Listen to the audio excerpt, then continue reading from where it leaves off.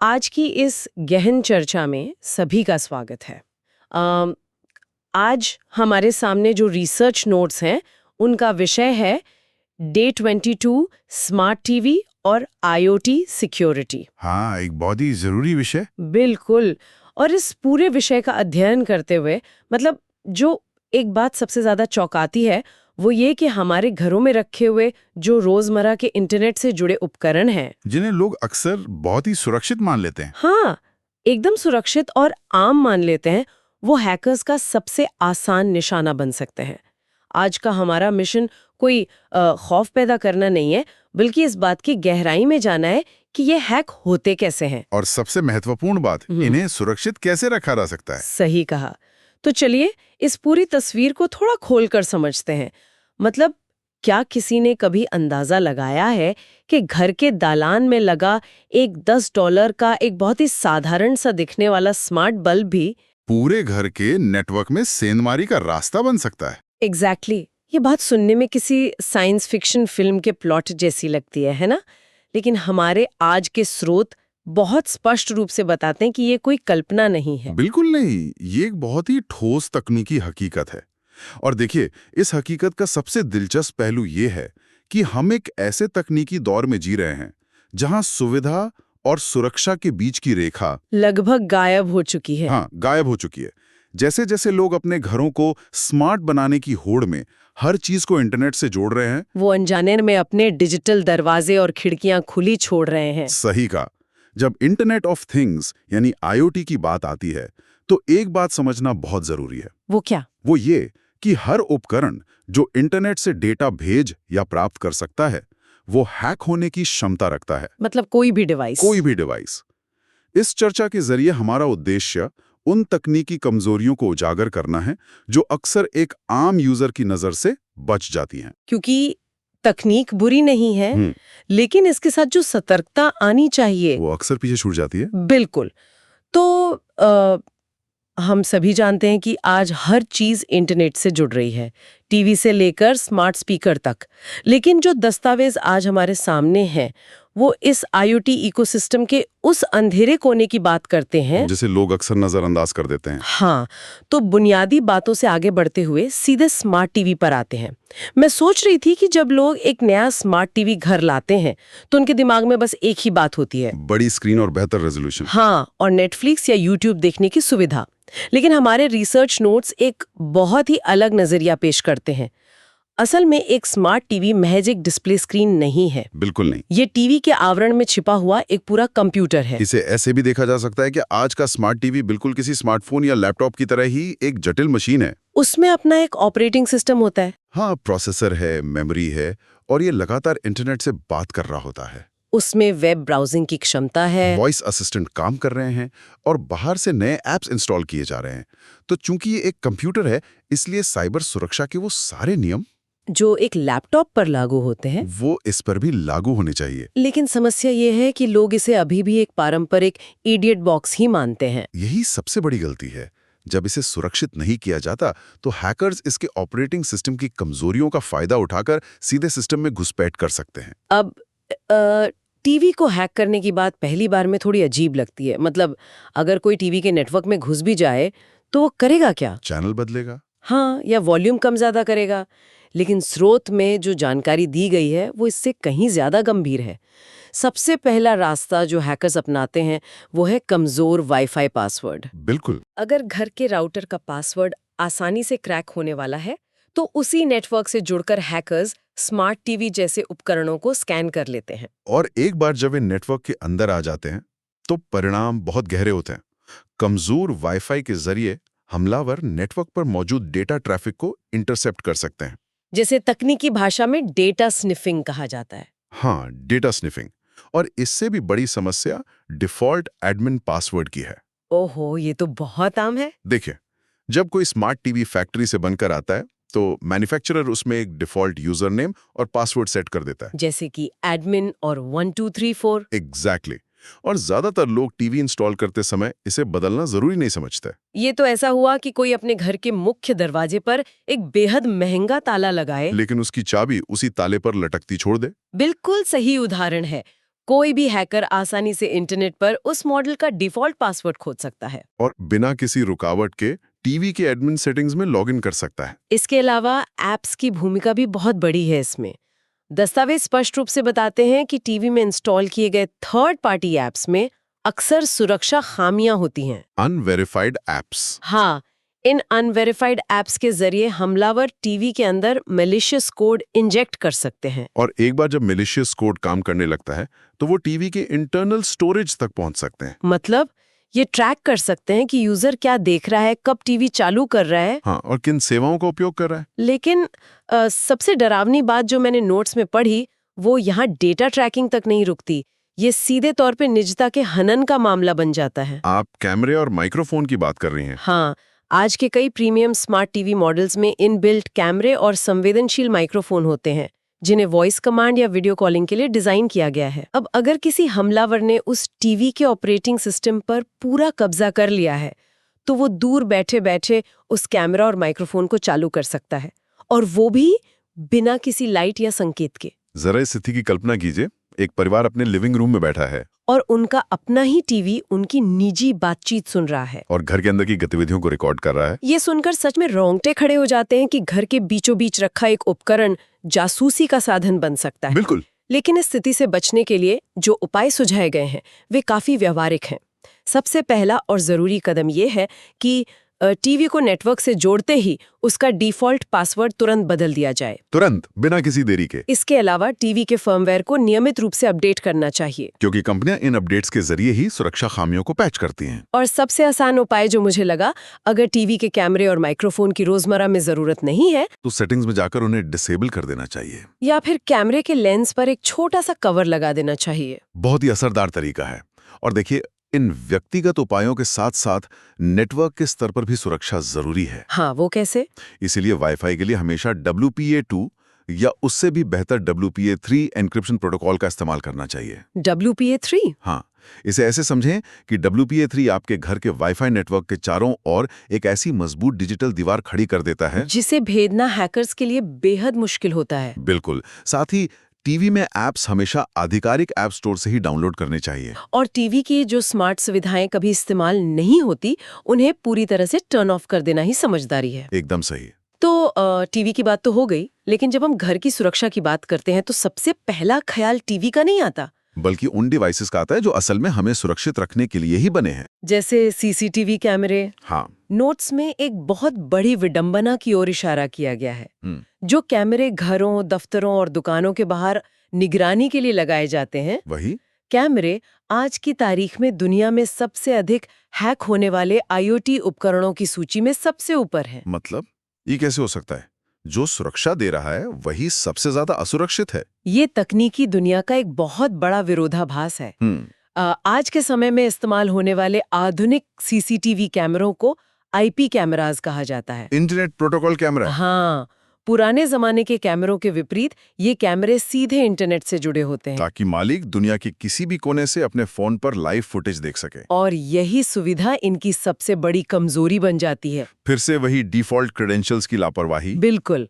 कैमरों को इंस्टॉल करने वाले तकनीशियन अक्सर काम जल्दी खत्म करने के चक्कर में एडमिन पासवर्ड नहीं बदलते, और नतीजतन इंटरनेट पर ऐसे सर्च इंजन मौजूद हैं जो विशेष रूप से असुरक्षित कैमरों को ढूंढने का काम करते हैं। मतलब कोई भी जाके सर्च कर सकता है। हाँ, और एक बार जब कोई बाहरी व्यक्ति उस कैमरे तक पहुंच जाता है तो जो होता है वो किसी भी व्यक्ति के लिए डरावना हो सकता है। मैंने पढ़ा कि हैकर्स न सिर्फ लाइव वीडियो फीड देख सकते हैं, बल्कि अगर वो पैन टिल्ट जूम यानी PTZ कैमरा है तो वे उसकी दिशा को अपनी मर्जी से घुमा सकते हैं, पुरानी रिकॉर्डिंग्स को डिलीट कर सकते हैं, या खुद के सर्वर पर फुटेज सेव कर सकते हैं। यानी जिस उपकरण से घर की सुरक्षा की उम्मीद थी, हाँ। वही अब घर की हर गतिविधि को बाहर प्रसारित कर रहा है। और इस समस्या की जड़ें केवल पासवर्ड तक सीमित नहीं है। यहाँ खुले पोर्ट्स का कॉन्सेप्ट समझना बहुत जरूरी है। ओपन पोर्ट्स ये क्या होते हैं? इसे ऐसे समझ सकते हैं कि हर डिवाइस जो इंटरनेट से जुड़ता है वो जानकारी का लेन देन करने के लिए कुछ डिजिटल दरवाजे इस्तेमाल करता है। अच्छा, जिन्हें पोर्ट्स कहते हैं। कुछ कैमरे इंटरनेट पर विशिष्ट पोर्ट्स को हमेशा खुला छोड़ देते हैं। तो हैकर्स क्या करते हैं? हैकर्स के पास स्वचालित स्कैनिंग बॉट्स होते हैं जो पूरे इंटरनेट पर लगातार इन खुले पोर्ट्स को ढूंढते रहते हैं। और जैसे ही उन्हें कोई खुला पोर्ट मिलता है, वे बिना किसी चाबी के सीधे डिवाइस के अंदर प्रवेश कर जाते हैं। इस रिसर्च में एक और तकनीकी खामी का जिक्र है, जो है अनएन्क्रिप्टेड वीडियो स्ट्रीम्स। हाँ, एन्क्रिप्शन का ना होना। अगर इसे आसान भाषा में समझें तो एन्क्रिप्शन ना होने का मतलब है कि कैमरा जो वीडियो डेटा नेटवर्क पर भेज रहा है वो एक खुले पोस्टकार्ड की तरह है। जिसे रास्ते में कोई भी पढ़ सकता है। अगर कोई हैकर उसी नेटवर्क के आसपास मौजूद है तो वो उस वीडियो फीड को बीच में ही इंटरसेप्ट कर सकता है। और इसके लिए उसे कैमरे का पासवर्ड क्रैक करने की भी जरूरत नहीं पड़ती। और इन सब के साथ एक बहुत बड़ी समस्या पुराने फर्मवेयर की है। इलेक्ट्रॉनिक उपकरणों में जो सॉफ्टवेयर डाला जाता है उसे फर्मवेयर कहते हैं। समय के साथ रिसर्चर्स को इस सॉफ्टवेयर में कमजोरियां मिलती हैं और वो उसे पब्लिश करते हैं। हाँ, अगर कैमरे का मालिक फर्मवेयर को अपडेट नहीं करता तो वो हैकर्स को एक खुला निमंत्रण दे रहा है कि मेरे डिवाइस में ये पुरानी कमजोरी है, आओ और इसका फायदा उठाओ। बिल्कुल यही बात है। तो ऐसे में सवाल ये उठता है कि क्या लोगों को सुरक्षा कैमरे लगाने ही बंद कर देनी चाहिए? जाहिर है इसका जवाब है नहीं। नहीं, बिल्कुल नहीं। बचाव के तरीके मौजूद हैं और नोट्स में उनका विस्तार से जिक्र है। डिफॉल्ट पासवर्ड बदलना तो अब तक स्पष्ट हो चुका है, लेकिन इसके अलावा एक और सेटिंग है UPnP, universal plug and play. हाँ, इसे डिसेबल करने की सख्त हिदायत दी गई है। ये इतना खतरनाक क्यों है? UPnP को समझना बहुत जरूरी है। ये एक ऐसा प्रोटोकॉल है जिसे इसलिए बनाया गया था ताकि नेटवर्क पर डिवाइस एक दूसरे को आसानी से खोज सकें और बिना यूजर की अनुमति के राउटर में पोर्ट खोल सकें। सही कहा। इसे एक ऐसे ऑटोमेटिक दरवाजे की तरह समझें जो किसी भी नए डिवाइस के आते ही खुद ब खुद खुल जाता है। सुविधा के लिए तो ये बहुत अच्छा है, लेकिन सुरक्षा के लिहाज से ये एक बुरा सपना है। अगर कोई मैलिशियस सॉफ्टवेयर नेटवर्क में आ जाता है तो UPnP उसे बिना किसी रोक टोक के राउटर का पोर्ट खोलने की अनुमति दे देगा, जिससे बाहर के हैकर सीधे नेटवर्क के अंदर आ सकते हैं।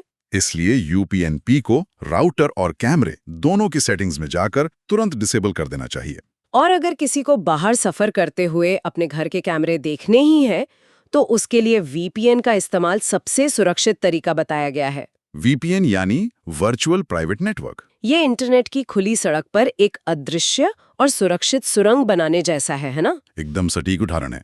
इसके जरिए आपका फोन सीधे आपके घर के नेटवर्क से एक एन्क्रिप्टेड टनल के जरिए जुड़ता है, जिससे बाहर का कोई भी व्यक्ति उस वीडियो फीड को नहीं देख सकता। इसके अलावा कैमरे का फर्मवेयर हमेशा लेटेस्ट वर्जन पे अपडेटेड होना चाहिए। और जो एक बात लोग अक्सर भूल जाते हैं, कैमरे को बाहरी दुनिया से सीधा एक्सेस देने के बजाय उसे केवल लोकल नेटवर्क तक सीमित रखना। ये एक बहुत ही प्रभावशाली सुरक्षा उपाय है, बशर्ते आपको बाहर से रिमोट व्यूइंग की सख्त जरूरत ना हो। तो अब इस चर्चा के दायरे को थोड़ा और बढ़ाते हैं और पूरे घर पर नजर डालते हैं। Smart homes. हाँ, आज स्मार्ट होम का चलन तेजी से बढ़ रहा है।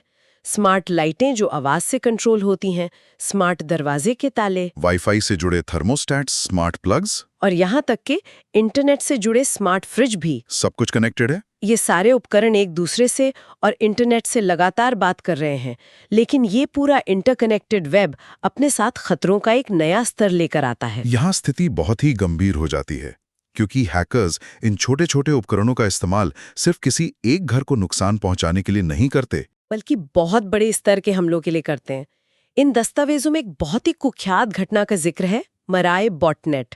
साइबर सुरक्षा के इतिहास में ये एक बहुत बड़ा सबक था। इसमें हैकर्स ने किसी बैंक या सर्वर को सीधे हैक नहीं किया था, है ना? नहीं, इसके बजाय उन्होंने इंटरनेट पर मौजूद लाखों कमजोर IoT उपकरणों को स्कैन किया। वही असुरक्षित राउटर्स, सस्ते स्मार्ट बल्ब और डिफॉल्ट पासवर्ड वाले CCTV कैमरे जिनकी हमने अभी बात की। हाँ, तो अगर मैं इसे सही समझ रही हूँ तो हैकर्स सिर्फ एक डिवाइस को खराब नहीं कर रहे हैं, वो हमारे ही उपकरणों को हमारे खिलाफ एक हथियार की तरह इस्तेमाल कर रहे हैं। बिल्कुल। एक तरह की डिजिटल ज़ॉम्बी फौज तैयार की जा रही है। ये एकदम सटीक तुलना है। हैकर्स इन लाखों कमजोर उपकरणों में अपना मैलिशियस कोड डाल देते हैं और हमें पता भी नहीं चलता। नहीं, क्योंकि उपकरण काम तो सामान्य तरीके से करता रहता है। हाँ। आपका स्मार्ट बल्ब रोशनी दे रहा होता है, लेकिन बैकग्राउंड में वो उस ज़ॉम्बी फौज यानी बॉटनेट का हिस्सा बन चुका होता है। फिर हैकर्स एक कमांड देते हैं और दुनिया भर में फैले हुए वे लाखों स्मार्ट उपकरण एक साथ किसी एक बड़ी वेबसाइट या सर्वर पर भारी मात्रा में इंटरनेट ट्रैफिक भेजना शुरू कर देते। बाप रे,